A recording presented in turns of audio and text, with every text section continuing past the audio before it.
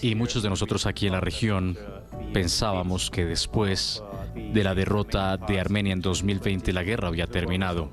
Después de un conflicto de 3 décadas, ¿por qué la paz ha sido tan esquiva en la región? De hecho, las partes firmaron una declaración trilateral en noviembre de 2020, la paz que fue mediada por Rusia, y Armenia se comprometió a retirar todas las fuerzas ocupantes de Karabaj basados en los términos de la declaración trilateral. Y infortunadamente no lo hicieron.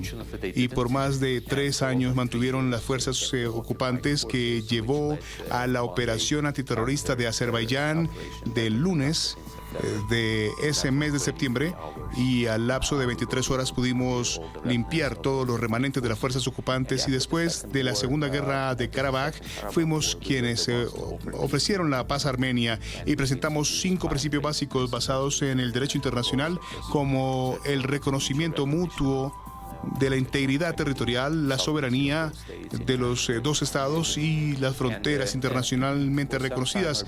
Por un tiempo Armenia no respondió, y el último año fue que finalmente recibimos una retroalimentación positiva y entramos en conversaciones para la negociación del futuro acuerdo de paz, y soy miembro del equipo de nuestro ministerio que está participando con Armenia en estos términos específicos. Hemos podido finalizar la mayoría de esos términos, de esos acuerdos, mientras avanzamos.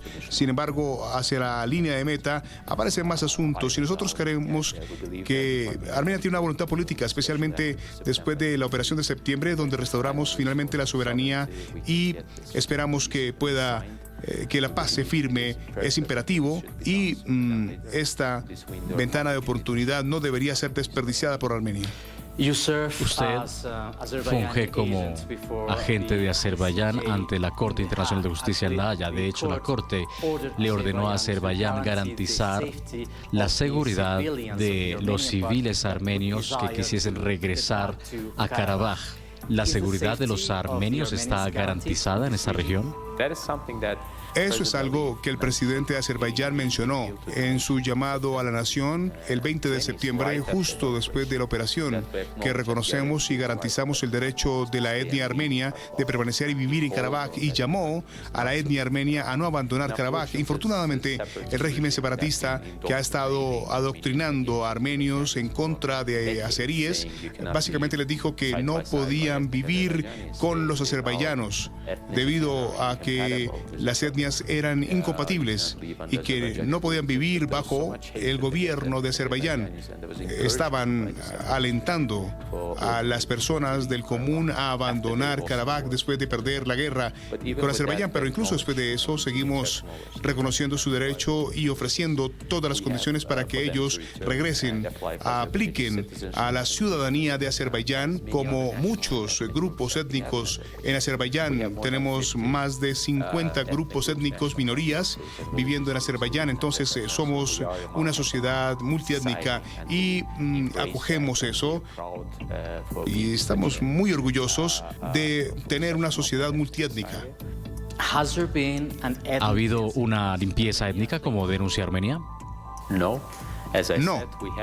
De hecho, hemos invitado misiones de las Naciones Unidas que negaron las denuncias que formula Armenia, porque Armenia utiliza su diáspora y alrededor del mundo, y siguen utilizando ese discurso que tienen en grandes medios de comunicación y propaganda contra Azerbaiyán, tratando de implementar esa narrativa, pero en esencia, como lo dije, atacamos las fuerzas ocupantes que no debían estar allí. Tampoco hace 30 años, pero definitivamente no después de la Segunda Guerra de Karabaj, en la que Armenia se comprometió a retirar todas las fuerzas ocupantes, pero no lo hicieron. Hablemos de la comunidad internacional. Rusia, que ha servido como mediador entre Azerbaiyán y Armenia, denunció que el Occidente estaba intentando socavar su posición en estas antiguas repúblicas soviéticas. De hecho, Armenia parece haber abandonado la órbita de Moscú y se ha acercado más a Francia, que, a propósito, condenó el operativo de Azerbaiyán en septiembre y luego anunció que daría material militar a Armenia. ¿Cómo describiría el papel de la comunidad internacional?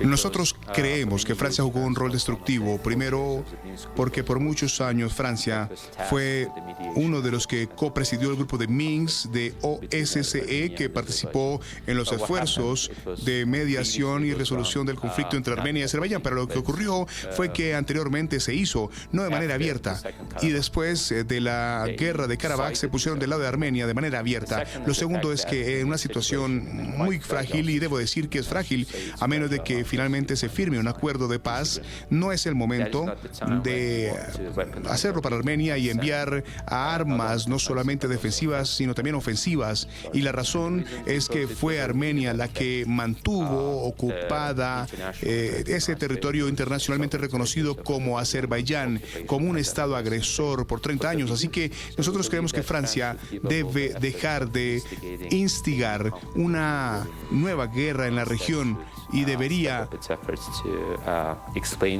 explicarle a Armenia que debemos dejar el ciclo de violencia.